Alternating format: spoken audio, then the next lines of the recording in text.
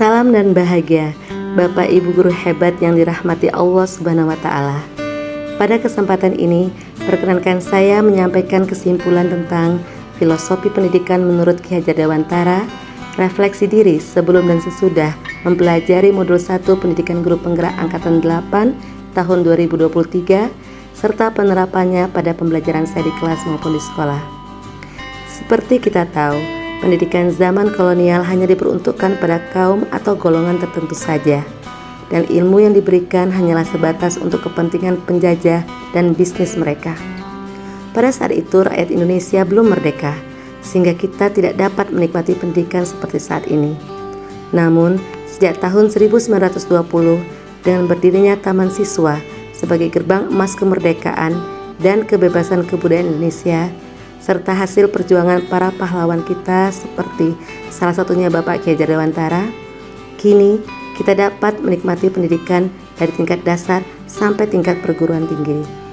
Menurut pendapat saya, pada dasarnya kurikulum pendidikan di Indonesia telah sejalan dengan pemikiran Ki Hajar Dewantara dan berkiblat pada sosial budaya rakyat Indonesia. Akan tetapi, kita semua guru-guru sebagai pelaku pendidikan perlu selalu dikuatkan komitmennya dan selalu bergerak meningkatkan kualitas pendidikan di negeri ini agar tercapai peradaban yang semakin maju dan tetap menjunjung tinggi harkat dan martabat bangsa. Filosofi pendidikan menurut Ki Hajar Dewantara adalah pendidikan itu menuntun segala kekuatan kodrat yang ada pada anak-anak agar mereka dapat mencapai keselamatan dan kebahagiaan yang setinggi-tingginya sebagai manusia dan anggota masyarakat.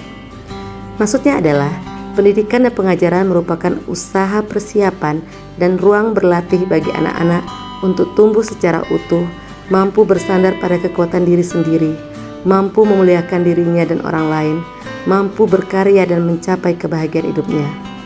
Untuk itu, kita selaku guru dalam pendidikan harus memperhatikan kodrat alam di mana anak-anak itu dilahirkan dengan kodratnya masing-masing. Dan kita hanya mampu menuntun laku mereka agar mereka tidak kehilangan arah atau membahayakan hidup mereka. Kita juga harus memperhatikan kodrat zaman, di mana zaman terus berkembang dinamis, sehingga kita juga harus mampu beradaptasi dengan perubahan keadaan dan kebutuhan zaman itu sendiri. Tentu saja cara belajar dan interaksi anak-anak tempo dulu berbeda dengan cara belajar dan interaksi anak-anak abad 21 misalnya. Oleh karena itu, menurut Ki Hajar Dewantara, kita harus memposisikan diri kita berada di depan untuk memberi contoh, di tengah membangun pilar bersama, dan di belakang untuk mendorong keberhasilan anak-anak mencapai kebahagiaan hidupnya. Sebelum mempelajari modul 1 Pendidikan Guru Penggerak ini, saya melaksanakan tugas sebagai guru hanya berfokus kepada bagaimana mencapai ketuntasan belajar anak-anak didik saya dalam bentuk angka-angka. Saya merasa kurang adanya kolaborasi pembelajaran yang seimbang dengan anak-anak didik saya, sehingga pembelajaran terasa kurang maksimal dan tidak semua anak-anak merasa kebahagiaan dan kemandirian belajar. Namun setelah mempelajari modul tersebut, saya merasa diingatkan kembali untuk melakukan perubahan ke arah yang lebih baik, memiliki paradigma baru bahwa pendidikan itu berpihak pada murid dan bertekad untuk terus belajar dan bergerak meningkatkan kemampuan diri, seperti pelaksanaan pembelajaran yang mendengarkan dan menyenangkan serta menggunakan media teknologi.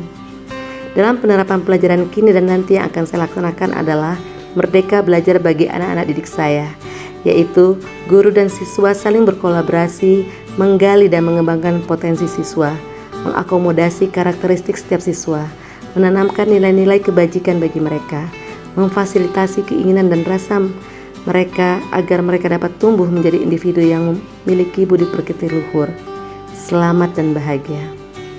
Saya Dini Fadila Sari, calon guru penggerak angkatan 8 dari Jambi. Terima kasih sudah menonton. Salam dan bahagia.